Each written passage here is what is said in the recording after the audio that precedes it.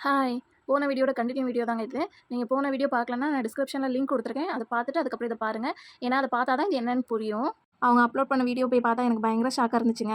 ஏன்னா, நான் குடுத்த பொருள எதுவுமே அவங்க வந்து விசிபிளா வச்சு எதுவுமே வீடியோவே எடுக்கல. அவங்க பர்த்டே செலிப்ரேஷன்ல வந்து அத வச்சிருக்காங்க.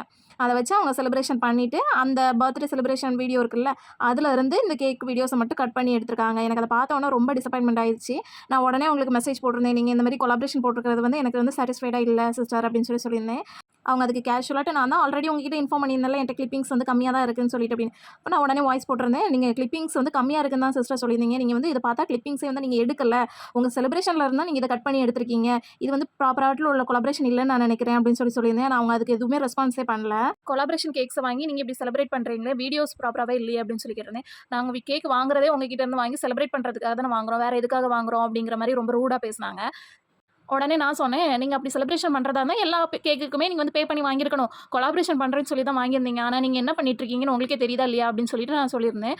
உடனே அவங்க நெக்ஸ்ட் 1 மந்த்துக்கு நீங்க போடுற போஸ்ட், ரீல்ஸ் எதுனாலும் எனக்கு ஷேர் பண்ணுங்க. நான் வந்து அத கொலாபரேஷன் வந்து அக்செப்ட் பண்ணி நான் வச்சுக்கிறேன். நெக்ஸ்ட் 1 மந்த்துக்கு இஸ் தட் ஃபைன் அப்படின்னு சொல்லிட்டு அனுப்பியிருந்தாங்க. கடைசி வரைக்கும் அவங்க பண்ணாத தப்ப ஒத்துக்கவே இல்ல. ஒரு சாரி கூட கேட்கல.